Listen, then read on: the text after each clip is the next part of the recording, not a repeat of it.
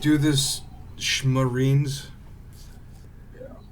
Alright guys, so welcome back to Alamo City Geek Speak. Today it is me and Raul, and we're coming to you with a brand new episode. Finally. Finally. We told you it's going to take a little while, but you know what? Hey, Life happens. you're watching it, so I mean you're going to listen to whatever we put out, I guess, right? No, Yeah. so And not that I noticed, but you two followers that unfollowed us on Facebook, just know that I know. I know. And you will be back. oh, we know you where will you be are. back. 100%. 100%. I don't know if it's the you've bold jokes or if it was Could the be. the fact that every single episode we get closer and closer to turning into a political podcast. I don't know what the fuck is up with that. Could But be. yeah, probably one day we're just gonna haul off and start telling you what we really think. Or it could just be the lack of content because we're losers. But anyways.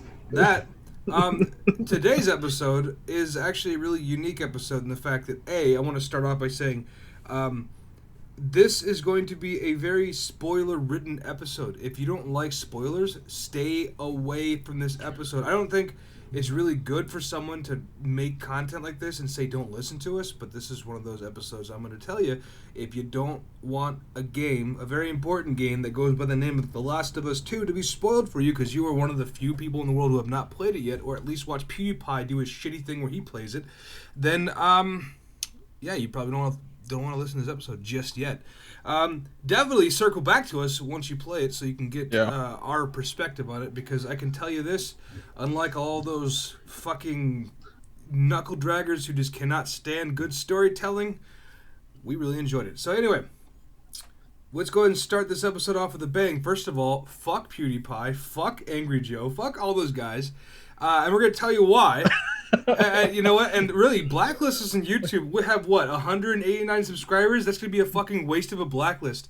So, so the fact of the matter is this: when it comes down, Well, to, shit. There goes us ever getting anywhere. That's fine.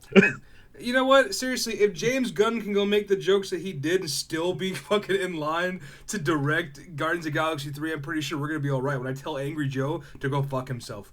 Hey, I'm an Angry Joe fan. I'm not saying go fuck himself. I'm just saying I don't necessarily agree with his opinion. I've never liked him to begin with, but yeah. Oh, I like his content. I mean, do you like PewDiePie's content? No, I don't watch that shit. All right, cool. I'll just say fuck So fuck PewDiePie. Yeah, seriously. I got famous playing Minecraft. Just kidding. It sounds like we're just really hating on stuff, and really, I am. But also, it's because of the fact that a lot of these people, especially on Twitter, people seem to think that The Last of Us 2 was a bad game. Now, when you really take in consideration what makes a bad game, bad gameplay, right? Bad storytelling, bad characters, bad everything. Games that just aren't functional either. Yeah, exactly, right? Like Game-breaking glitches and bugs and shit. And like fucking City of Heroes. That game was, well, actually, a few patches. The recent Fallout. The recent Fallout. There's a lot of games that deserve a title of it was not good or it was a bad game, whatever. This is definitely not one of them. The first one, let's talk about the first one really quickly. It was a phenomenal game. In fact, it was so great that it got a release twice, right? It got a on release PS4, they did a remaster. And I own that. They released the Played PS3 version of it, and then everyone's like, holy shit, this is amazing. And someone's like, people who are the first time adopters on PlayStation 4 didn't have the opportunity to go back and play it because they didn't offer any kind of backwards compatibility. Yeah. So Naughty Dog's like, fuck it, let's re-release it. Let's remaster it, make it look even better than it did, and give it to them again, this time with all the multiplayer DLC you can get, all the extra content, and with some new content you can purchase. But all in all, just a really good deal, right? So when you look at the way The Last of Us, the first one was received, it was such a good reception. That was one of the games that it will always live in the halls of valor. Even for a single player game, mainly a single player game, their multiplayer game, Factions, which I loved, got great reviews too. It was, and you wouldn't expect that from that type of game. You would think the multiplayer would be kind of whack, you know. I'll be honest with you, I didn't get into it the first time, but the more I hear people talk about it, the more I think to myself, I think it was just because the fact that I was just I didn't have any friends that I could play games like that with. Yeah. Well, yeah, no, and every bit of it got praise. The ending was such a polarizing ending, yet everybody still loved it because it didn't end with the happy butterfly feeling that you expected. The game really could have ended with the world being saved and there never being a second game. Right? So let me ask you something before we go on any further. what did you think about Joel's choice then? Did you agree with it? Did you disagree with it? Would you have done it? First of all, Would you have done that if you were in that position? I love how the Mexican in you comes out when you say Joel. I know, right? I kind of heard that too. So I will say this: when it comes down to Joel's choice, I think that was the most human choice that he could make, and I think that's what made it such a unique choice. In any movie, any game, anything like that, what they could have done is they could have said, you know what we're going to do is we're going to make Joel that quintessential hero, right? He's going to be the guy who's going to save the day. He's gonna, there's not gonna be any kind of bad ramification from his decision. The world's gonna be saved anyway because he's gonna find a way to make it better for people. Yada yada yada. Just a whole bunch of things that would just make him look better. Yeah. But instead, they showed a flawed man who made a decision based upon pure selfishness because he found in this girl that he at first admittedly just wanted nothing to do with. She was like his daughter. Yeah, she was so much like daughter. Yeah, he was so much like his daughter. So he was like, I can't let this happen. And that was the most human decision that could have been made in that moment. He said, "Fuck you guys, you're not gonna." Because when they said like she's gonna die, he's like, "Oh man, that does suck, doesn't it?" I'll be right back. He's like, hold up. Can you hold this cup of coffee real quick? I'll be right back. I just gotta go to the bathroom real quick. And that was the thing, like that was the part about that the ending made people feel emotions, and it wasn't so much the fact that it made people say like, oh yeah, fuck yeah, Joel, you saved the day, bro. No, it was about like, dude, like people were torn. Yeah, well, on one hand, Joel basically signed the death warrant for the rest of the world. Yeah. Potentially, and there's no guarantee that she was going to be the saving grace, but they said it was a high chance that she could be it. They're putting all their chips in that bucket. So there was a good chance everything was going to work, and then on the other hand, she just dies, and then it doesn't work, and then it's just a waste. And that was a decision that, like, if someone told me, like, hey, your wife is going to be the secret to a viral outbreak, and we can save the world by, all that, I'd be like, I don't know, man. That's a really tough decision. I'd probably make the same call as Joel. Yeah, I'm emotional as fuck. So like, I probably would be like, no, that's cool. I'll take your bet. That's fine. Yeah, see, that's what I'm saying. Like now, do me a favor. Can we go ahead and cancel it? Can you guys just pull the plug on that thing over there? It was just.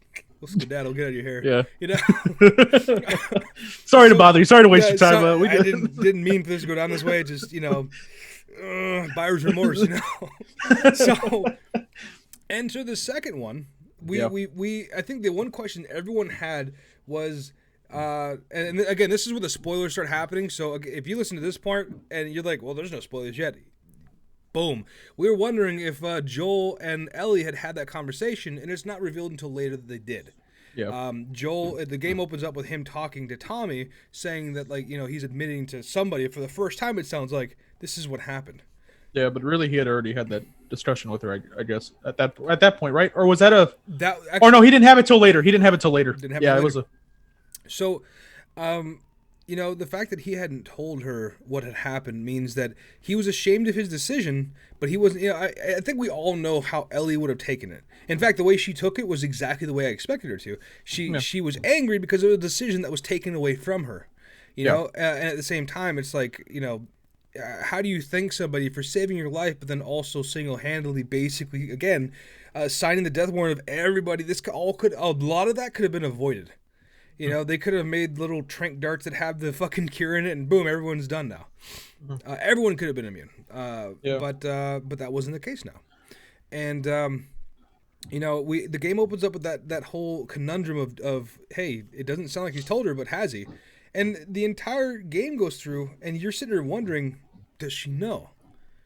Now, unfortunately, for all of you who have avoided this spoiler so far, it is no. I guarantee Twitter has probably ruined it for everybody. Everybody knows that Joel dies in the first hour.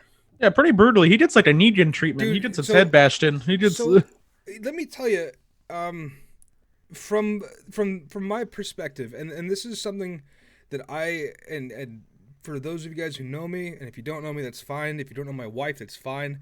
And I bring her up again because I explained to her why this was such a big deal, right? So like we're getting ready to buy a house, and money is kind of tight. But I was like, I need to play this game. Like I've been waiting like almost a decade to play this game, and I said, 7 years. 7 years. I said I will be damned if I'm not going to play this game. And I said if someone else spoils it for me, I'll straight up walk out in the street and shoot myself. It's a joke. I won't do that. I'll shoot myself a smile. How about that one? But like I won't really do anything crazy. But I need to play this because, God forbid you accidentally spoil it for me. I mean, that would be the end of the show. Mind you, I was really upset because I had to. I thought the GameStop was gonna do like a midnight release thing. They fucking didn't. So all my friends they canceled their pre-orders and they went and just did it digitally. Oh yeah. So I was like, fuck, I'm gonna get it spoiled before I pick it up tomorrow. I know it. So I had to stay off the internet.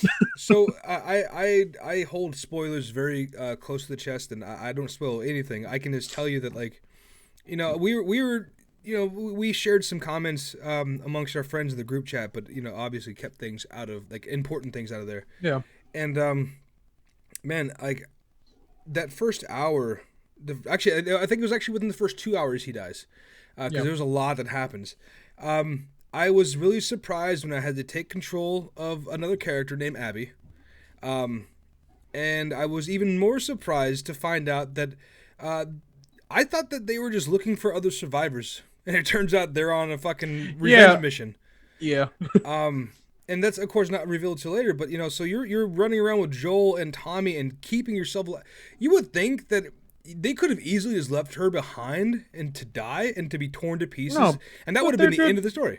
They're good people. They got good hearts, man. Even though they've made fucked up decisions, but they made because especially Tommy, because he used to be part of the Fireflies, and apparently he did some fucked up shit with Eugene, that another character they introduced.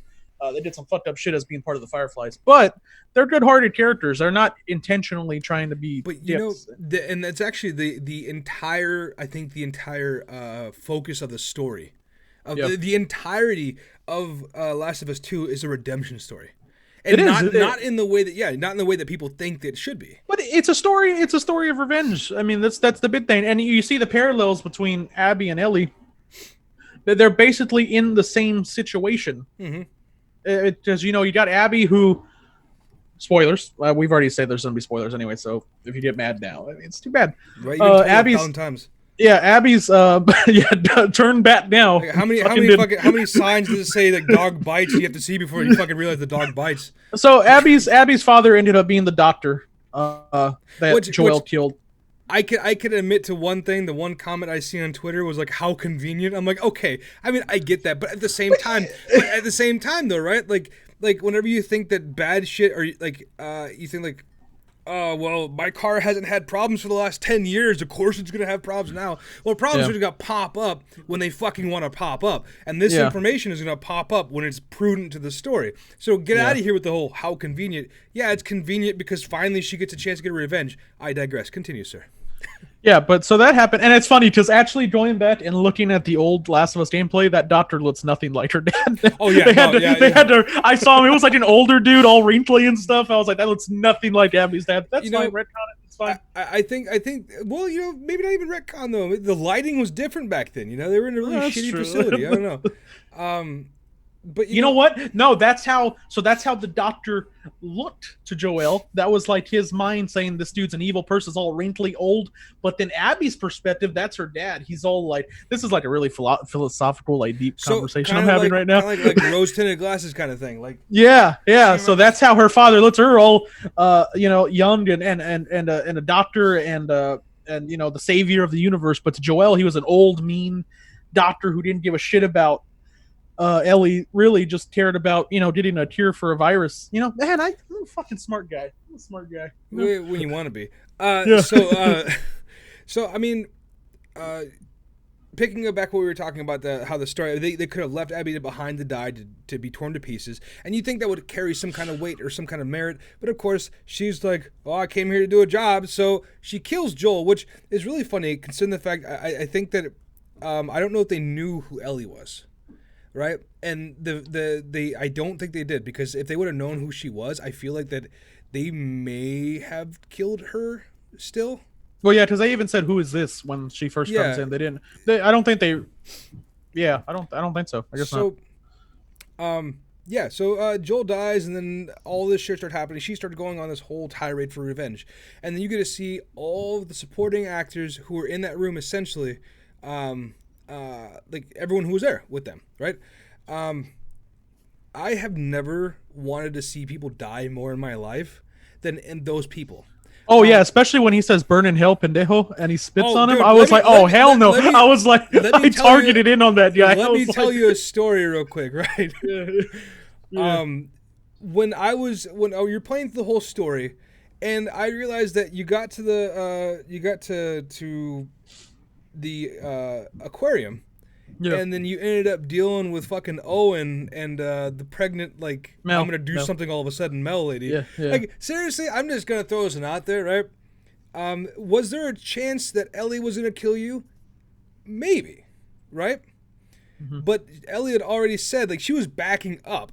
And then Mel decided to take a step at her and try to grab her gun or grab her knife. And Ellie's like, that was stupid, and like stabbed her in the neck. And then, like, I mean, it sucks that she was pregnant at the same time, dude. Like, what's the old saying? You play stupid games, you win stupid prizes. Hey, and you see the parallel later too, especially Yeah. with Dina. And then Yeah. she was like, she's pregnant, and she what did Abby say? She Something said, really like, she said something like, good. yeah, or I was like, or- oh, she I was bitch. like, pregnant, you're such a dick, Abby. Fucking He-Man having arms, lady. So, by the way, she's built like a fucking ox, dude. Dude, I saw that and I was like, geez, I felt so bad about myself. I was like, here they are in the apocalypse, right? She's they're fucking all- benching like 650, and you're like eating Twinkies and shit playing a video game.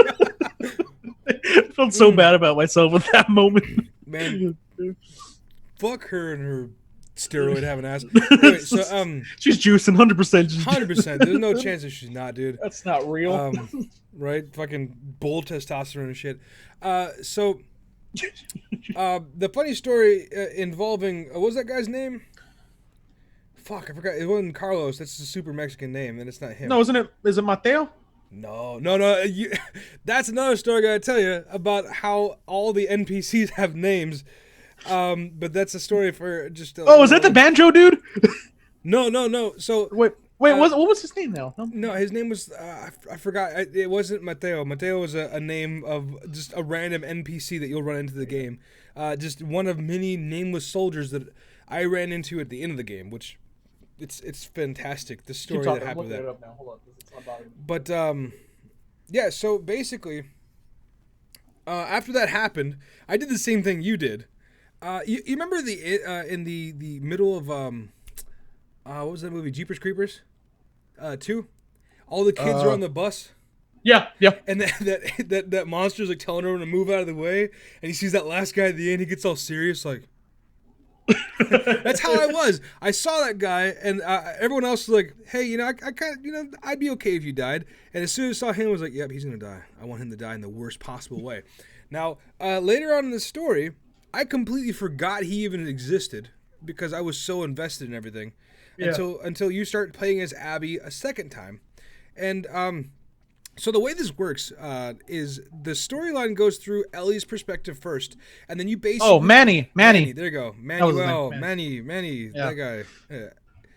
Fucking asshole guy. Anyway, so it goes through Ellie's perspective first, and then you start about a day later playing as Abby. Yeah. So you're about a day earlier playing as Abby. So you're about a day ahead of Ellie, so she's catching up to you rapidly. And there's actually a part in the game where you're playing as Abby, and it's funny. I'm sorry, you're playing as Ellie, and you're trying to steal the boat, and they say there's a shooter at the marina. And you're like, oh, it's probably just some fucking Seraphite asshole, whatever. Turns out it is indeed Tommy. And you get to play that scene with Abby when they're trying to take on the shooter at the marina. You don't know it's Tommy. Yeah. And then so It didn't click for me later till it was Tommy, and I was like, oh shit, it was Tommy. So as soon I was in the car park, and when he kept shooting at us, I'm like, that's fucking Tommy, dude. Because Tommy was a goddamn good sniper. Remember that Yeah. flashback with Ellie? And I was like, it's fucking Tommy. And it's funny too because I felt like I didn't realize it didn't click on me it was Tommy, and it probably should have. But I was like, dude, I want to kill this motherfucker. Yeah. No, at first what I was the like, fuck? At first I was like, get the fucker, and I was like, wait, that's Tommy. Oh dude. wait, no, it's Tommy. I'm gonna turn bad. I see flannel. So yeah. So when him and Manny, or him. Abby and Manny were trying to open up the door over there, and Manny takes a step back and says, it's not going to budge. Maybe we should. And then I hear a boom, and I see his head explode. There's two immediate reactions to that. And this shows you how invested you are in the story, right? I was like, oh, shit. Oh, shit. We're done now. At first, I felt really bad. I was like, oh, God, Manny, fuck. What happened to you? Because no lie, I was starting to get like a little bit of fucking... You start growing attached to those characters, especially when you're playing with them closely like that. Yeah, what is the name of that syndrome you get whenever you're... Oh, Stockholm Syndrome? Stockholm Syndrome. It's like a little Stockholm Syndrome there going like, hey, man, he's really my friend, you know? And then... Yeah, he's a good dude. He helped me escape the compound or whatever, helped me get out into the city. He's a nice guy. And then when he dies... You're kind of like... Rest Brandon Helbig, So I was kind of like, at first I was like, and then I was like, oh, okay, I'm really okay with that. Especially when it's Tommy who killed him. I'm like, okay. Yeah, he deserved it. It wasn't just some random person who pulled the trigger. It was somebody important. So that's the funny story about Manny. No one gives a shit about Manny because he deserved to die. But I mean, we can sit here and talk about literally every single frame of the game. The points that really surprised me was the fact that from point A to point B in Ellie's story, you see such a huge character build, right? And I don't know what the deal is with everyone out there who hated the story, who felt like Ellie wasn't genuine, who felt like Abby's story didn't fit, who felt the ending was bad. They're all, like, seriously, I feel like a lot of people have this tunnel vision. Like, they have this idea that a story needs to end with fucking butterflies. Oh my god, the hero of the last game died, so therefore the game has to end in the logical fucking movie conclusion. But if you think about it, Joel dying was the perfect catalyst for Ellie. For Ellie going on the story of revenge. It sets off everything. But if you think about it, see, this is the problem. This is the point I don't get. Yes, we're invested in these characters. We've been invested in Ellie and Joel since The Last of Us Part 1. If you think about it, Abby is just the other side of the same coin. You think about it, Joel murdered her father. So she came and did what Ellie's now going to do to her, but we somehow have a sympathy for Ellie, I guess, because we've grown with her character. We don't know who Abby is. I think that's the problem. We don't know who Abby is, so she's kind of like an outsider. So I can understand why some people were a little put off and not as empathetic towards Abby, but if you look at it, her and Ellie are literally the same fucking person. But see, and that's the thing though, is a lot of these folks who are having a problem with it, they're scared of change. And whether or not they want to admit that or not, that's up to them. That is their own growth fucking journey to go on. Maybe they just sit down and talk the shit out with Ellie. But the fact of the matter is, when it comes down to it, exactly what you said, there's a cause and effect to every decision we make. Do you really think that in the world of fucking Last of Us, the most Game of Thrones zombie show or movie out there, or game you can get, that you're going to have any decisions that are going to go just unabated like that? You're just going to, hey, look, I just killed a whole bunch of people and I walk away completely free about it? That's a naive way of thinking. It's a naive way of thinking. So, I mean, when it comes down to Last of Us 2, it's literally... It has to have not only the huge catalyst to push a character to that next level, but also you have to have an antagonist that is human enough to make the same decisions that Joel did, and a protagonist to make the same decisions that Joel did, right? Now, whenever we start seeing these characters start making those decisions, first of all, they're fueled by rage. They're fueled by anger, and I think it's one of the funny things is like, I forgot what it was. There was a movie or a game where they said like, if you kill someone, you better kill their son too, because if you don't, that's just another person who's coming for revenge or some shit like that. And well, it's like that saying that we were talking about a few days ago. What was it? He who seeks revenge must dig 2 graves. Yeah. That's kind of well, in this case, there's consequences. Probably dig about 600 graves because I put a lot of people in the ground. But like when it comes, what is John Wick? It makes you think of John Wick 3, where he's talking to Halle Berry, And she's like, consequences. And he's like, yeah, consequences. See, And I was like, it's consequences of all your actions that build up, man. that's exactly what it is. I mean, like, a lot of people hated the way that Ned Stark died in Game of Thrones. But the fact of the matter is that Ned Good Guy. Ned Good Guy died because he was trying to do the right thing, and he could have easily said, "You know what? Fuck it, I'm out. Let's go back to fucking Winterhelm." Winterhelm. Fuck, man, Winterhelm. Starkland. Starkland. I haven't watched this show in forever. Let's go back to Winterfell, and just go do our own thing. I forgot. And fuck the rest of these people over here. And they could have easily just survived and been fine. Of course, the fucking Walking Dead coming over, not going to be fine for very long, but they would have been fine in their own little ignorance. That's another thing, too. People were really upset about Game of Thrones ending, too, well, Game of Thrones Season 8 was a shitstorm, and you know what? The fact that I didn't take too much offense to it, but I saw why people were upset, and I was like, okay, I mean, I guess it didn't bother me as much. We want to talk about bad but that's a different story. We can talk about that later. I will tell you. I will sit down and break it down for you why I think it's like the worst story ever told. For Last of Us 2, what we saw at the end, we saw. So that's where people were really upset at the end of Last of Us. Well, those people are fucking troglodytes. The fact of the matter is, at the very end of the story, we see something happen that you don't see happen in very many games. What we see revelations. We see a paradigm shift, right? We see a character who has been bent, like literally, at the end of the game, what you thought was the end of the game, Ellie was living her life. She had a home, she had a wife, she had a kid. She had literally the American dream as close to you can get it in an infection-ridden area, right? She had everything. And then here comes Tommy. And then Tommy comes over like, hey, some traveling dude said he saw a lady built like a fucking shit brick house over there in Santa Barbara. You want to go check it out? I mean, I can't because my leg's all busted up because I got shot. But you can. But you can go. And she was like, I don't know if I want to go. And then the next morning she's like, yeah, I kind of had to go. Yeah. Right? So she leaves her entire life behind and I didn't catch it right away because at the time I was trying to watch it. But I live in a one-bedroom apartment, so when my wife was watching TV, I had to sit there and do that with my headphones.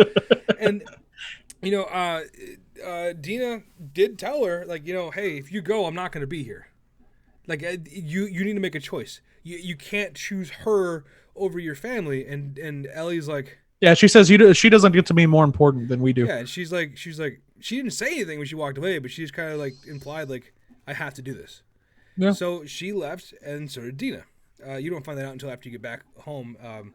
You're missing 2 fingers, and you can't play guitar. And there's symbolism there too. That's the concept. That it's even though it's a minor one, that's the consequence. So, that connection you had with the guitar with Joel is gone now. You can't play it anymore. She left it behind. You saw her leave it behind. So here's the thing, right? She goes to Santa Barbara to find Abby, which, by the way, I don't know if it's where they always are, but that's where I found Mateo, some random NPC.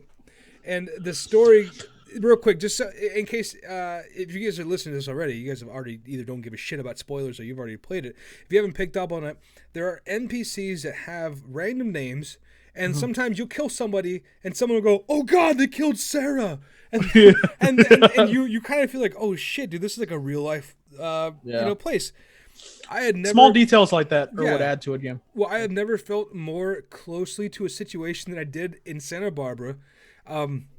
Someone was yelling out, has anyone seen Mateo? Is he okay? And I was like, the fuck, right? And then all of a sudden, I put an IED down somewhere, and then I hear it beep, blow up, and then I hear someone like, she killed Mateo! And then I went to go look at it, and the dude was like blown in half, and I was like, fuck, dude, I killed Mateo. I felt bad, because now this guy who was so well-liked amongst all his friends, for them to call out in the middle of a fight to say, have you seen Mateo? Is he okay? I just robbed them of his existence. If it makes them feel any better, they soon join him in the afterlife, but the fact of the matter is, like, I felt bad at first. And that's a really neat thing that those things, small details like that. So speaking of Santa Barbara, real quick, just if I wanted to pick one thing I didn't like about this game or bad thing, because it's a great game and I love it, I'll give it like, I'll wait for later. But it's a great game. I loved it. If I wanted to pick, there was a few things that kind of bugged me in the game. Like, for example, the last part of it, the Rattlers or whatever. What are they called? The Rattlers? Yeah, Rattlers. I didn't feel like that was fleshed out enough. And I feel like that was just kind of, that section just kind of got added. Maybe that group got added. So that if I wanted to look at one negative thing about the game, I guess that would be it. Is that I feel like that we just met this group, all of a sudden they're wiped out. Like what? Although it kind of does go to show that how big this world really is. That there's other groups out there. That's actually what I was going to get at, is the fact that if we are going to be looking at any kind of extension towards like factions and stuff like that, Yeah. then that is going to be one of those things. They have the narrative there. Yeah. Well, so and that's what I'm saying. Can't hear you. Oh, my bad. I don't know why I clicked that. Anyway, so that's what I'm saying. Like it comes down to when it comes down to that, factions is gonna be such a fleshed out thing. The Rattlers kind of had to exist, and the other part of it, like it's just like you said, it's such an expansive world. It would make sense that there's gonna be some faction out there like that, and then also, right? If you tie it back to the rumors that Owen had heard about Santa Barbara. Yeah. Right? Yeah, that made sense. Because if you think about it this way, that's what I'm saying. It's more like a nitpick at that point. It's not a game breaking thing. It's just one thing that I personally found that was not as strong as the rest of the parts. Well, and so that was my first thought as well. Yeah. But I started thinking of it like this: like if I was a farmer, right, and if I had to, okay, how did I put it this earlier? Better yet, let's say if I was a hunter, right? And I was hunting everything in my area, and eventually stuff started dying out, and I needed to attract new, meat or food over here, then I would start planting, more different kind of baits, right? I would start putting at different kind of traps, and that's the one thing, like, if they've already, for the most part, exhausted their entire, thing there, maybe they caught some X-Fireflies and some X-Fireflies talked about it and they said, hey, that'd be a great trap to set up, or maybe they're the reason why there's no Fireflies to begin with. They died out of there. So I mean, there's a lot of things that kind of go into that aspect there. But the one thing that I thought was really that really kind of struck me as odd about the entire group though was I really wish they would have had more story to it. Yeah, and I get your perspective on that part.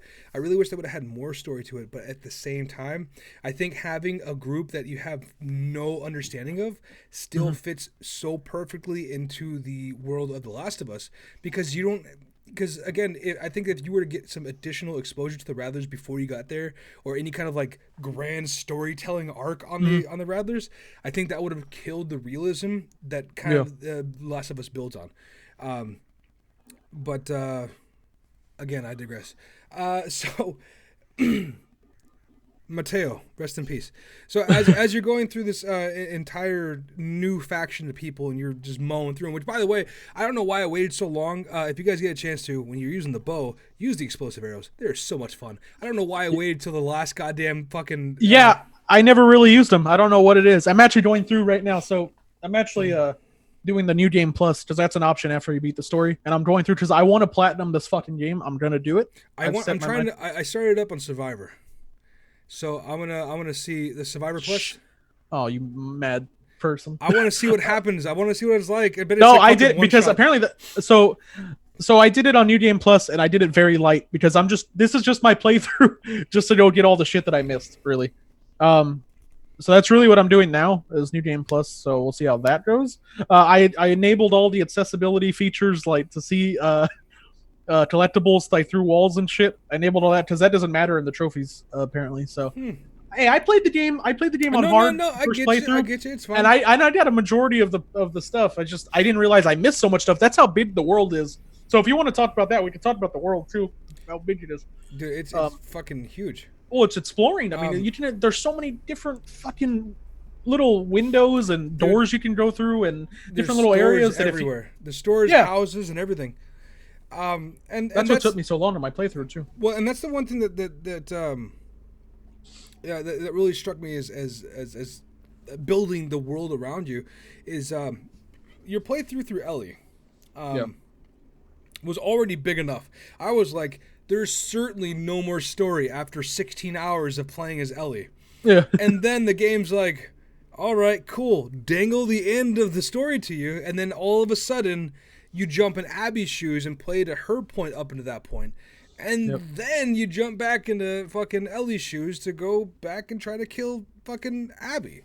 And then you jump back into Abby's shoes to show how she gets caught by the Rattlers. And then you jump back into Ellie's shoes to go save and then kill Abby. So there's a lot of back and forth, but there's so many places, so nooks and crannies, which I don't know. It can be both a chore but also a lot of fun. I have never had more fun looting in a game though. I hate fucking grinding and I hate doing that stuff, but like walking into a room and walking up to a house, looking around and seeing there's nothing around you and thinking, is it safe for me to break this glass? Mm-hmm. And then when you break that glass and you're like, ah! It's like, oh shit, dude. Fucking something's gonna come try to kill me. Hey, let's talk about those, like the so yeah, I love the exploring. I love all the little mini detective work too, like with the safes and all that, looking for clues. Like that was fun. I enjoy stuff like that. One thing too that I talked about is the combat, the fighting. Dude, so it is so satisfying. Like, and I didn't even realize you can jump on people from aerial places until I saw a video about it. So I'm going to try and do that through my New Game Plus playthrough now. But man, it's just so like the combat system, the dodging. Even when I realized that there's so many things I didn't realize in the story. Even when you get knocked down, you can still shoot. Oh yeah, dude. Seriously. Yeah. So the amount of movie moments that I've had where I got knocked down, fell down, and shot some dude in the chest with a shotgun just to watch his arterial spray cover his friends and his fucking viscera. I was like, dude, this is the pinnacle of fucking video games. I love the environment interaction too. Like if they're up against the wall or like by a wall and you like run into them and push them, it literally pushes them into the wall. And like as Abby, she's all built shit. She just beats the shit out of their face. Slams her head against the fucking wall. Yeah, it's just it's so satisfying, the combat and the gunplay too. Everything just The other thing too is how whenever you run out of ammo. Yeah. You definitely you feel a different kind of power with each character. With Ellie, she is a hell of a lot faster than Abby is. Yes. So when you dodge, you can slash because she has her pocket knife. So you can slash a few times and dodge and slash a few times. With Abby, you feel like you can pretty much tank through anything because your dodges are still kind of like lumbering dodges, but you fucking hit like a truck. And they have different weapons too. That's kind of like it's a unique experience with both playthroughs, which is nice. Yeah. I thought that the crossbow failed in comparison to the bow, but then I also thought the crossbow was easier to use. So I mean, you kind of have like you have a give or take. It's more accurate. It was more accurate, the crossbow. It was more accurate, but I felt like the bow had more stopping power right off the get go. Yeah, because wasn't the bow like an insta kill, and the crossbow was like the bow was an insta kill, but you had a less likely chance to get your arrows back. Whereas the crossbow, you had to do a headshot to kill or an upper body shot to kill with. But you 9 times out of 10 got your arrows back. Yeah, which was nice. Just wasn't, I feel like if you're gonna kill someone with a crossbow, like I don't know. I've shot someone in the stomach and it killed him, and I was like, okay, that kills him, but a shot in the chest didn't kill him. Another thing to point out too is like the upgrade, the weapon system, the upgrading. Mm-hmm. I thought that was so cool. How instead of just saying like you want this upgrade and it applies it to the gun, you actually take it to a fucking workbench. And like you see the character actually deconstructing the gun and like putting that. I mean, that was in the first game too, though. I don't remember that. They had the upgrades and stuff. They weren't as big of upgrades. They didn't change the gun as radically. Like when you put a scope on the rifle, you put a scope in your rifle. That's it. But I don't remember it being to where the character actually does it in front of you. Did they do that in the first game? I don't remember that. I don't remember all the working like that. I just remember you can do the Oh, no, I remember the upgrades. Yeah, no, I remember the upgrade, but I'm talking about how it actually shows you in front of you upgrades being done to the gun. That's pretty neat. If we want to talk about like anything that being inaccurate or whatever, that's like the one thing I was like, all right, so you just... no, I'm just saying, like if we're going to have nitpicks... Oh, that's a nitpick. Yeah, if we're going to have any nitpicks, like I'm pretty sure that a fucking hammer... You have a gun... with these fucking like lava tempered barrels and shit, and you're gonna tell me that you have a gun and a fucking pick, and you're gonna go bump bump, and all of a sudden you put a fucking compensator on your rifle? No, that's not how it works. But you know what? At the same time, though, that was the one thing I really liked about it was. Not only did each character have their own weapons, upgrading them had massively different effects on each weapon. For example, on Ellie's hunting rifle, that thing became a fucking 50 cal, real quick. That thing became a one-hit kill on everything, except like bloaters and shit. Whereas on Abby's rifle, it was never a one-hit kill, but you got a burst fire option, and you got the extended mag up to 12 rounds. So I mean, it was really nice. Which I never actually used the burst rifle mod. I just thought about it right now. And it would have been nice, since she had a more adapted rifle, if you could have put a silencer on it. But, I guess, whatever you do.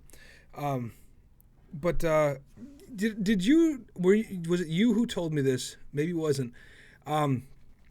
If you have a small arms weapon, don't use the hunting pistol, but use like the assault, either Abby's assault rifle or regular 9mm, or use Ellie's 9mm or even revolver. If you kneecap the last enemy, they get down on one leg, one knee, and they start bleeding out, and you could fucking execute them. Are you serious? Yeah. I did. That wasn't me. That's something I'm gonna try in my. There's some so that's something I want to try now in my new playthrough. And Neil Druckmann, who's the director of the game, actually said that you're not going to experience everything in your first game, first playthrough. Well, I didn't realize you could execute them until I was in Santa Barbara. Yeah, but that's what I'm saying, though, is that for everyone, depending on how you play the story, the story's not going to be different, but what you get out of it's going to be different. Like the different things you can do. So I didn't know about that, what you just said. I didn't know about you can actually jump on people from an aerial perspective and then beat them that way. I didn't know there's certain things, and I'm pretty sure, and you missed certain buildings too and stuff, like downtown Seattle. Apparently, I thought I looted everything. Apparently, I didn't. And that's actually a trophy, so I know I didn't loot everything, so now I have to go back and do it. But Neil Druckmann was right when he said that, you're not going to experience everything on this game in your first playthrough, and he was right with the upgrades, too, because you cannot fully upgrade your player through the first playthrough either. I knew straight up, as soon as I saw how much stuff you can do, I was like, there's got to be a New Game Plus. Yeah. I love that. So it adds to replayability, which is another big factor for this game too. It's another plus. Huge amount of things you can do. I would say that after you upgrade everything, though, I don't know if you're gonna. That's the one thing that I think is really unique, and that's why maybe I should do that. I should just delete my Survivor. I played maybe 10 minutes into it. I should delete my Survivor play and go play it on easy, just so I can get all the collectibles and stuff, and get my character fully loaded up. The reason being is I feel like on a Survivor. Maybe on easy, if you don't have all the upgrades, your character's still you're a super soldier. But I feel like on Survivor, it's gonna give you that even keel kind of play. You're gonna have somebody who's fit to be a survivor on one of the hardest settings, so maybe it'll even out and make. And on New Game Plus, it's even harder. So it's right. Yeah. Fuck yeah. Yeah. So something else that just to kind of wrap up the ending real quick of the game,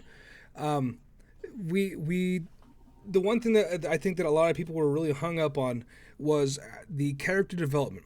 Right now, I said earlier that people just didn't like it didn't put a bow on it like people were expecting. These are probably the same people who complained about fucking they complained about Mass Effect 3 and the way that game ended. Granted, the game didn't end the way that everyone expected it to, but technically neither did Mass Effect 2. Unless you played it a very specific way, you can get everyone to survive, which I got lucky on the first playthrough and I got everyone to survive.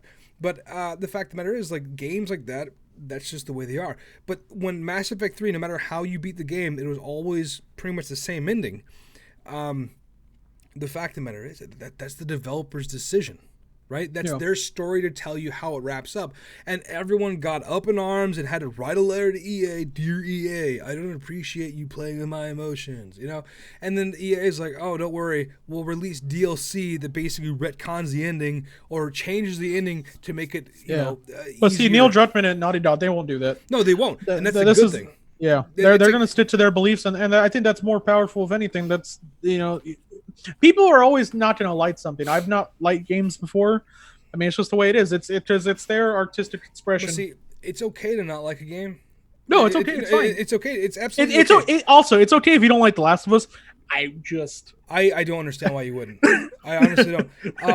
Yeah. It's like it's to not like a game that has so much character development that shows humanity in it. Like this is one of the few games out there that had a real ending. How many games do you play where it's like it's just all they're doing is fucking like stroking their ego, going like I'm such a great guy because I finished the game, or I'm the hero and I saved everybody.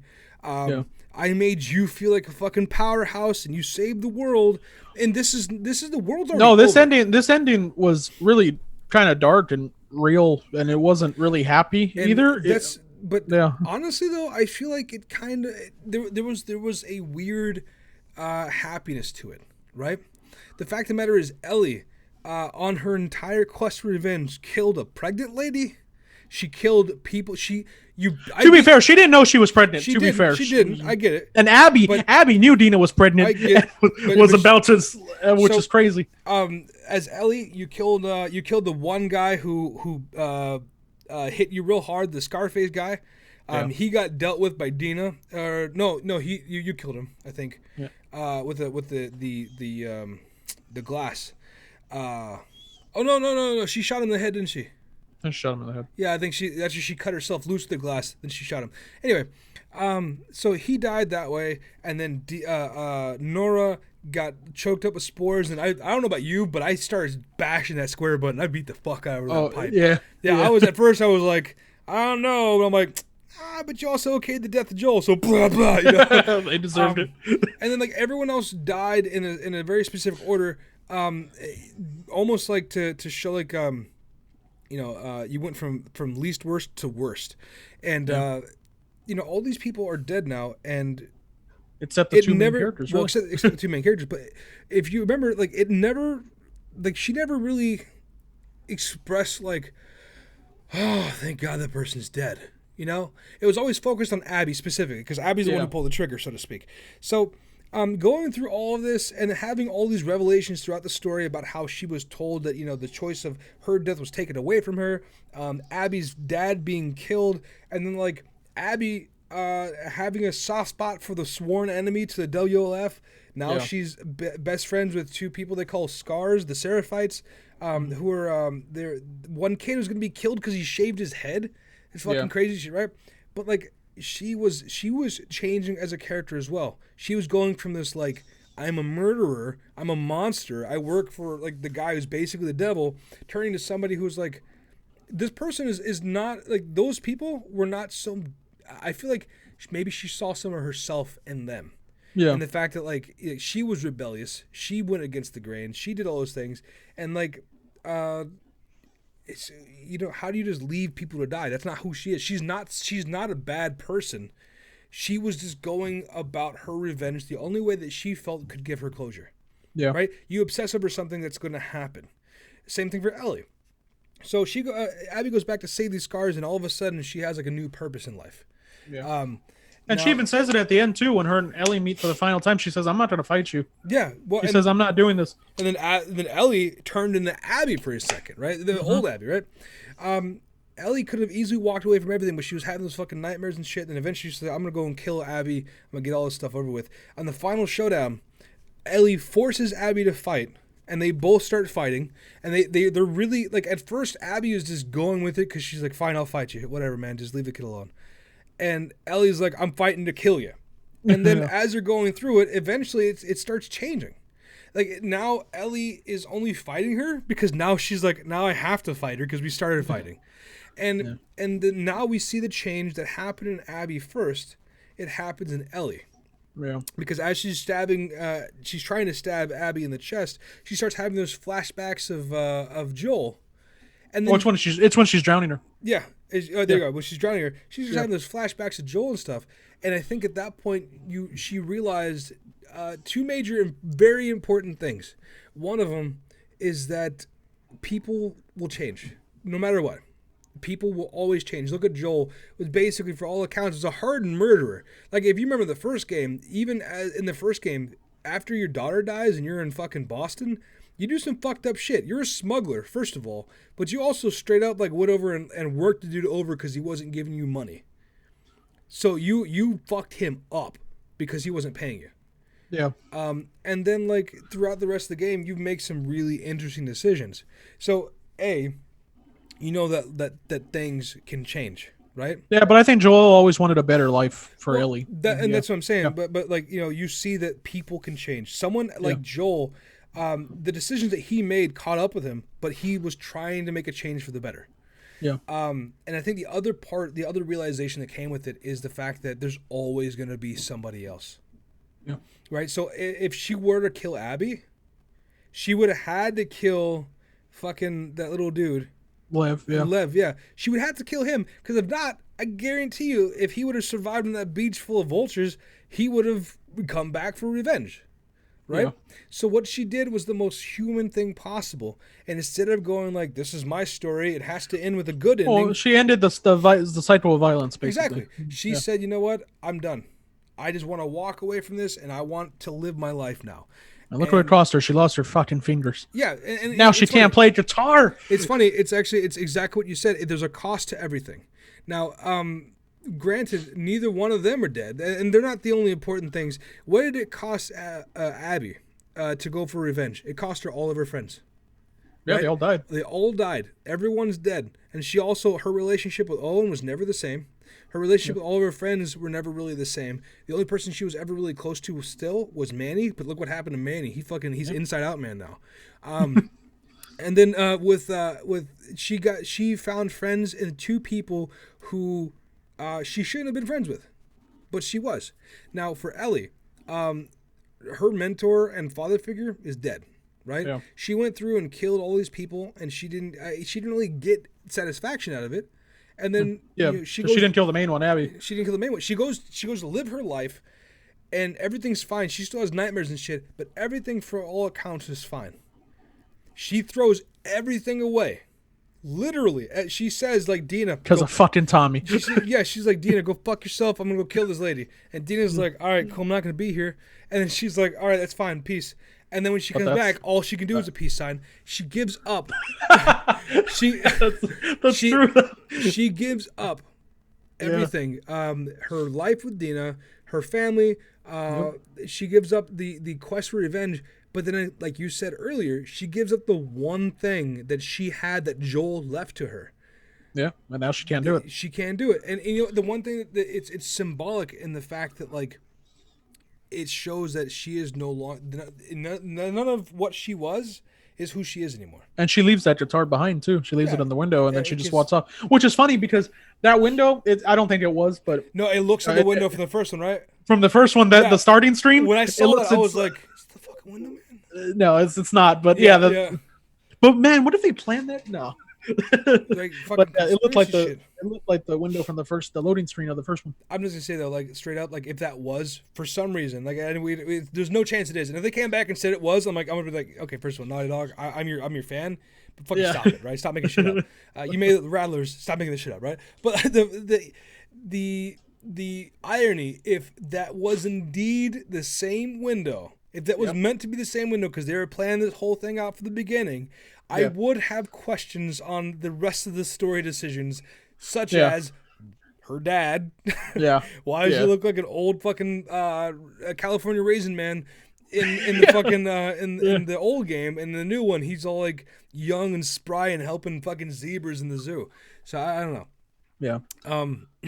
All in all, I think the story was something that people weren't ready for, and I say that not because it was some kind of radical story, but it's because people wanted to have the happy ending, right? Yeah. They wanted to see Ellie go and get revenge so they can feel good about the fact that Joel died.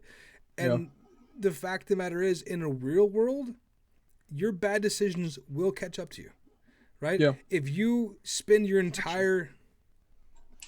Go ahead, keep going. If you spend your entire first part of your, like, what's going to say, you spend 20 years of your youth laundering money, then what's going to end up happening? If someone finds out about it, you're going to go to jail. So I'm gonna read something real fast because they literally described it. So look, I got the collector's edition. Oh yeah, here's his chance to fucking flex his EP. I got the statue. But in the letter to the fans or whatever from Neil Druckmann, he put it in here. Put it in here. Letter to the fan from Neil Druckmann. He says, I'm not going to read all of it, but I'm going to read the main part. What would you do if someone you loved was the victim of a cruel and violent act? How easily could one's mind tip toward violent retribution? How far would you go to bring the people responsible to justice? This whole fucking story. If you were successful, how would you change? How would it change you? Would you ever be the same? It's literally, and it even says right here, with The Last of Us Part 2, we set out to create an experience that explores these difficult questions, the darkest sides of human nature, and the vicious cycles of violence that we witness in the world around us on a daily basis. And that's where I'm going to end it right there, because the rest is just a thank you to the staff or whatever, to the development team. But so what you're telling me is that people like Angry Joe and PewDiePie and stuff did not get the collector's edition, so they did not get that note. That's why they don't understand. That's exactly why they don't understand. And I'm just joking, by the way. It's not because I didn't get collector's edition. No, yeah. I can see some people going like, "Wow, jeez," waving his money in front of me. No, but I'm saying they explained it in there that and Neil Druckmann has explained it in interviews before that that's what they were setting out to do, and I think they did that. I think they did with flying colors. I think they did that. You know what's funny is there's been other games that have kind of explored the same kind of message, but they've always ended in the same way. They've always ended in such a positive note. Yeah. And you know, life ain't positive. That's the thing, though. That's the real part of this ending is that life is not positive. You can look at silver linings and things, but yeah. Well, so you know what it is, and this would be a really weird stretch, and I need you to stay with me here, right? All right. I really feel like movies like John Wick have ruined people's perspective on how a story can be told. And the reason behind that is, like, look at John Wick, right? 3 different movies, people come over and fuck his life up. And what happens? He goes all fucking John Wick and kills everybody and walks away the victor, and he's like, all right, cool, I got my revenge. I'm going to go sit on a fucking park bench and eat a sandwich next to a duck, right? Well, except for the last one. He got fucked over in the last one. I mean, he did, but see, he should have, by the way, just a small little thing. He should have died from that fall. Just saying. Continue. But so that's the funny part is like, you could say that the third one is almost like his Last of Us 2. Right, almost, because his decisions had finally caught up to him. You can only fuck around so much before. And it also caught up with the people around him too. Yeah, because the manager of the Continental, he lost his. Well, in the end, he got it back, I guess. But he lost his license, or whatever. All the people that helped him died. Yep. So yeah, it's kind of like a consequences. Well, see, and that's what I'm saying. Like in Last of Us 2, it was all about how the story developed, and it wasn't so much in a self-contained fucking apparatus. It was all about the story from literally the first frame of the first game, all the way to the last frame of the second game.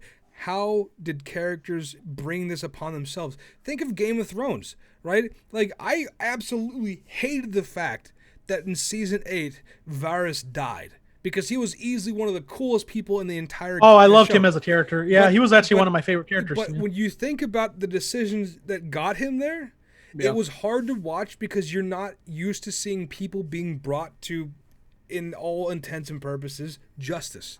Yeah. For a decision that goes against I dropped headphones. For a decision that goes against the main story or a bad guy or even a good guy, you're still not used to seeing. You want to see the bad guy be brought to justice, and that's why people want to see Abby die. But the fact of the matter is that's not how real life works.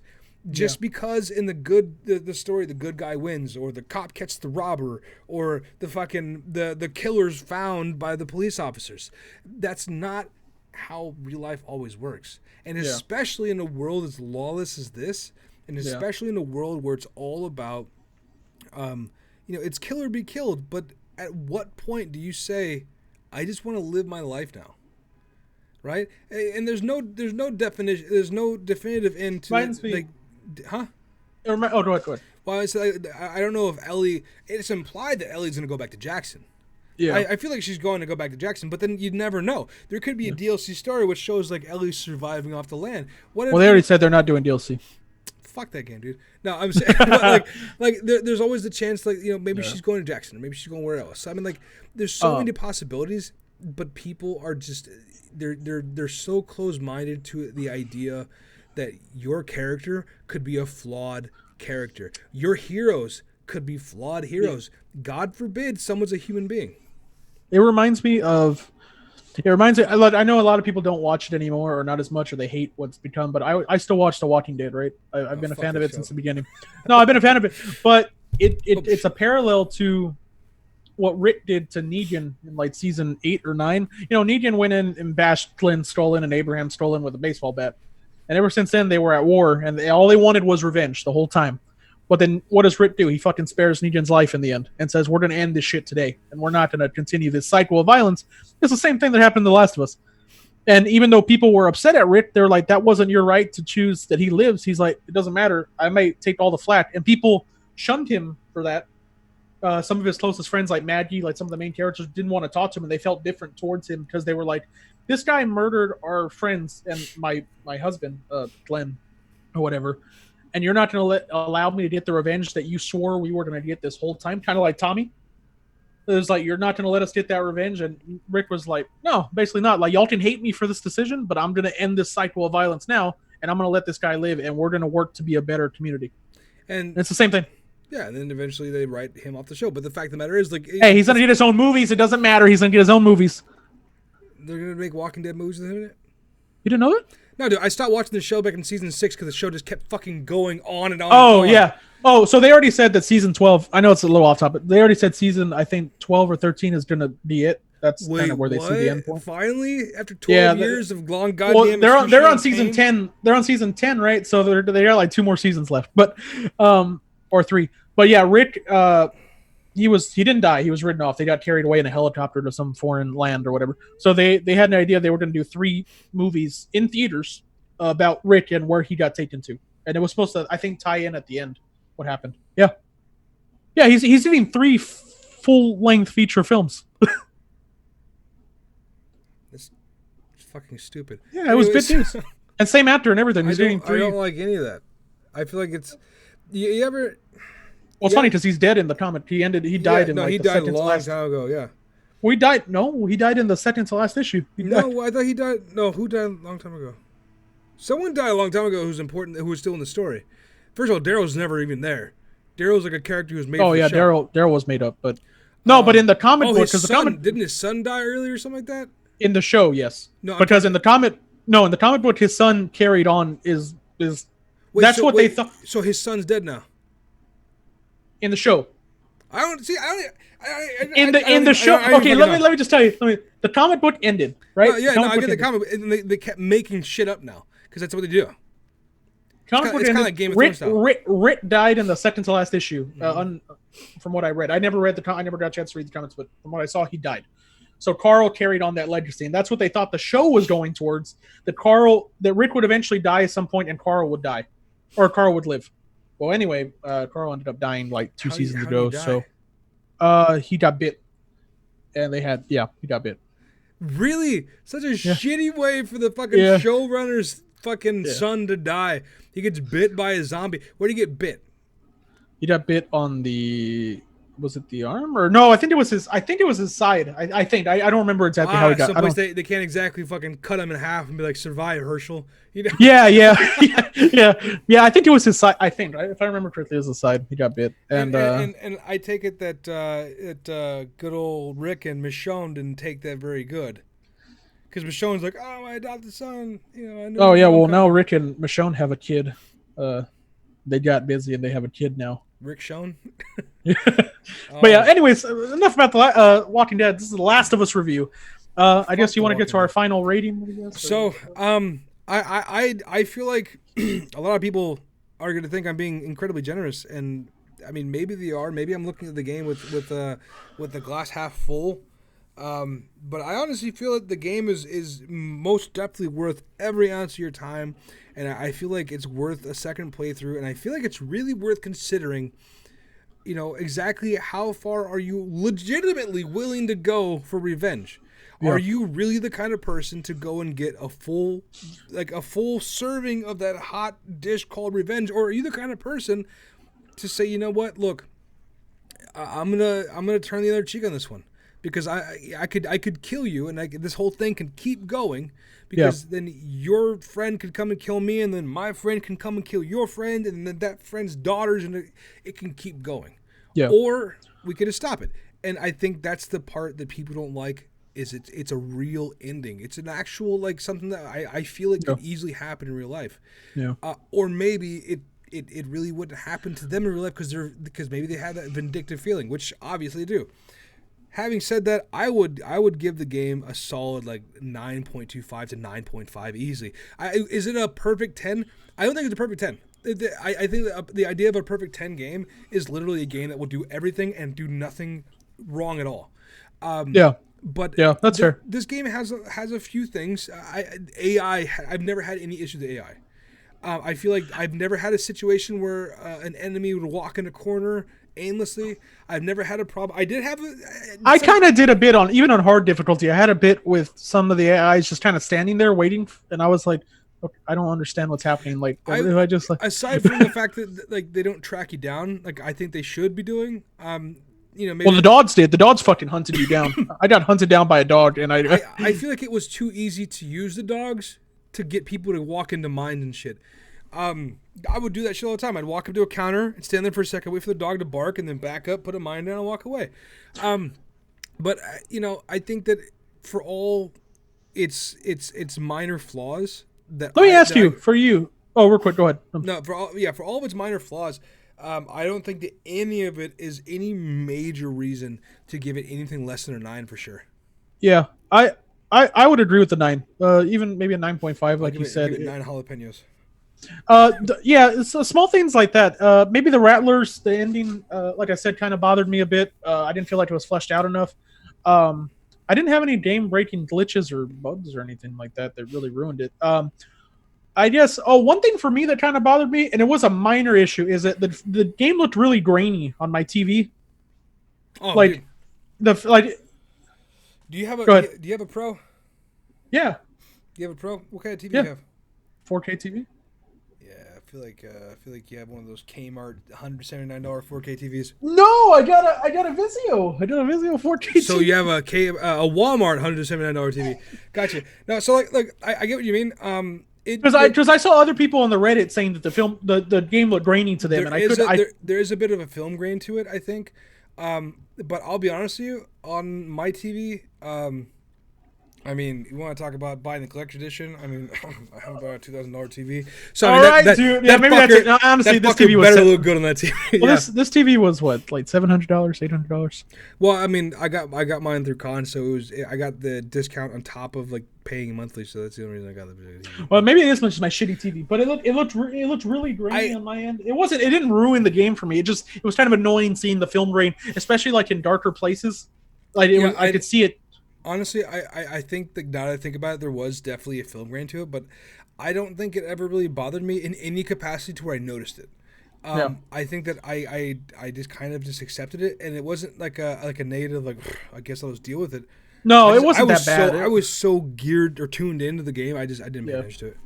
But yeah, no, other than that, another thing too, I wish there was a multiplayer factions, because that was a big thing for me. They may still be adding it, right? You know? Now they did say that I think Neil Druckmann said that Last of Us 2 was not going to have factions, that they wanted to focus on the single player, but that we would see their multiplayer in some form down the road. So I don't know if it's going to be... Now, they said it wasn't going to be part of Last of Us, so maybe it'll be like a standalone, or it'll be part of a separate game entirely. But they did say we would see multiplayer at some point that they had been working on. But I guess the game itself was just going to be single player. It would be neat to see it like an extended universe of The Last of Us. Yeah. But... I mean, I don't see that happening. Like potentially, like the way I see it, like unfolding right now, would be different maps would have different factions. Like if you were to play in Santa Barbara, you'd have either the Rattlers and the Rebels, or you'd have the Rattlers and the Fireflies if they were really a faction at the point. You could even go back as far as to play as Fedra versus the fucking Wolves. One thing I would love to see, and again they said they weren't going to be, they're focusing more on the single player, which is funny. They're not going to be releasing DLC, so I mean they pretty much already hit the fucking end point of the game, unless they're going to be updating with small little system updates, which again I don't see any reasons to do it. I never saw anyone's face turn inside out. It wasn't anything bad in this game. Actually, there was one thing, one small graphic issue that I did have. There was a part when you're playing as Abby, and you have Manny and Mel in tow. It was in the train yard. I went to a shadowy part of the train yard, and it tripped me the fuck out because her skin got a little darker because of the shadow, but her hair, her vest, and her pants turned pitch black. Don't fucking understand what happened. I was like, the fuck was that? Like, kind of scared a little bit. I was like, what is that? What's going on? And then I went back. I was like, oh, that's weird. Her hair's not like white in order to take in all darkness. Like, I don't know. It's weird. But one thing that I would love to see for them to do is if they were to introduce some kind of multiplayer. And I was talking to my friends about this because, yes, I have other friends than you. Deal with it. All right. I was kidding. Yeah, you have other friends. Okay. No, I don't have any friends. So I was talking to some other people that I know. But it would be really neat because when I was playing through the lower part of the hospital's Abbey. That was fucking terrifying. It was by the way. scary. The Rat King was terrifying. I was very underwhelmed when I saw it. But when I saw all the blood everywhere, I was like, the fuck is going on here? I thought it was like a giant slug. Very Resident Evil-ish. It reminded me a lot of Resident Evil. But when it comes down to the lower hospital, I had a very interesting like dungeony feel to it because you had to go over here and unlock doors by going to the very end of it, and you had to come out and then backtrack. Yeah. So I was like, dude, how neat would it be to have like a dungeon style kind of gameplay for this game where you would play through different timelines or different parts of the timeline. Like the one I had mentioned would be in the hospital. You'd be playing as Fedra agents trying to clear the hospital out and get people out of there. So like that would be cool. It would take an hour or so to play through the whole dungeon. It wouldn't be these things where you would get these crazy like upgrades through gear or weapons. You'd pick up class like a medic or an assault or whatever, or you just have one of 4 classes available and each person locks in.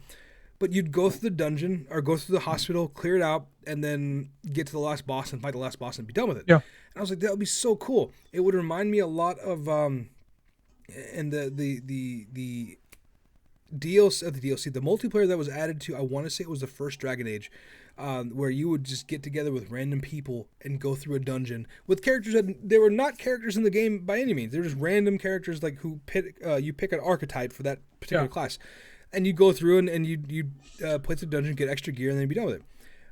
So it'd be really neat to be able to do something like that. I think that the fact that factions work so well with the control scheme for this, it only makes sense for it to translate well into other games. And I would be hard pressed to believe that they won't explore that option. If not for The Last of Us, at least for a game very similar to it. Yeah, but just to end, this game was fantastic. I had such a blast. I think so my final playthrough, I thought it was 30 hours. Apparently it was only 25. So I was like, okay, that's pretty good. It just felt like forever. It was 25 hours. Now I'm going through New Game Plus, trying to get all the trophies because I do want to platinum this game. I just real quick, so a message to our listeners, I guess. Sorry for the lack of updates. I'm sorry. Life happens, so we'll try and do better of that. Me and Justin got some stuff in the works. I think the next game, I was going to talk to you about it. I think the next game we review should be Ghost of Tsushima. That'll be our next main game that we review. That is going to be definitely one of them that we need to talk about. There's a lot, and we can do something like this where it's just a whole episode dedicated to that game. Well, there's a lot of great games coming out this year. Ghost of Tsushima is one of them. The next big game that I'm looking forward to, I don't know about you, is Cyberpunk. That'll be when is that, November? I gotta get the date for that. I can't remember right now. I saw the gameplay. It looks fucking fun, dude. And Keanu Reeves. So yeah. I am and I was and I forever will be was a huge fan of The Witcher 3. So the fact that CD Projekt Red can do no wrong in my eyes, this is simple that. Plus Keanu Reeves, like I said. So, Also, the event. I think the Avengers is coming out in September too. Actually, there's a YouTube video you gotta check out. They released some gameplay footage and it was fucking fantastic. Yeah. I heard it's like my buddy was telling me it's like basically Destiny, but like Avengers. Yeah, so he apparently watched the same video I did. No, it looks really amazing. So, we'll definitely be bringing you guys some more reviews like this because this was a lot of fun. But if you haven't played it yet, play The Last of Us 2. Do it. It is phenomenal. I don't care what all the critics have to say about it. Buy the collector's edition so you can understand the message of the game. Or just watch this episode and hear what he said. And then Google it. You'll be fine. It's the same thing. Don't listen to people who are going to tell you that it was a bad game for the simple fact that they didn't like the fact that they didn't like Abby, they didn't like the way the story ended. Or Joel died. Or Joel or Joel died. Joel. Joel. Yeah, sorry. Yeah, they don't like. There's a lot of things people can nitpick because it goes against the norm for what you're expecting. But the fact that I heard people. Real quick, little thing. I heard people didn't like it too because Dina and Ellie had a thing. That was one of the reasons they didn't like it. I was reading some Twitter posts and I was like, first of all, go fuck yourselves. No, straight up, all that is a whole bunch of fucking 4chan incels being upset. The fact that like I just had to add that in because I saw that and that really bothered me. I was like, that's gonna ruin your. No, dude, like a lot of people are like, I read through a thread. Some people are like, that's not what it is at all. It's just this and that. I'm like, it really sounds like that's what it was. Yeah. It sounds like you can't get women in real life, and now you're upset that digital women get more women than you do. So, just go play more fucking Max Payne, dude. The fact of the matter is, it shouldn't have no bearing on whether this game was good or not. Yeah, it was a great game. All right, well, fucking Last of Us 2. And you know what? If you guys liked the episode, make sure you guys hit that subscribe button, which the video after this is going to tell you to do anyway. Also, let us know what you guys thought about The Last of Us 2, because I really want to know what you guys thought. I feel like it's such a divisive game right now in the fact that some people are going to like it, some people aren't. And I mean, if you don't like it, and if you don't like it for any of the reasons that I mentioned here, I would love to hear a legitimate reason why I'm wrong. Not that I'm so full of myself to think that I'm not wrong, but hey, you know what? This is how we learn something.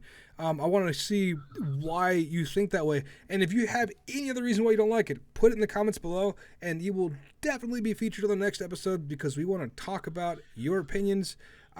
Because your opinions matter more than Raul's, almost as much as mine. So, if just a shout out, if Matt, if you decide to come into our comments and flood it why you think The Last of Us is bad, I will delete your comment because your opinion's not valid. You're just a hater. He probably just didn't like it because they didn't have the same baseball bat they used in the first one.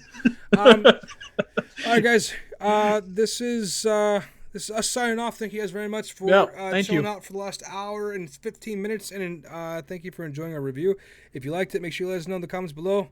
And we'll see you guys later. Take it Doing easy. the Ellie.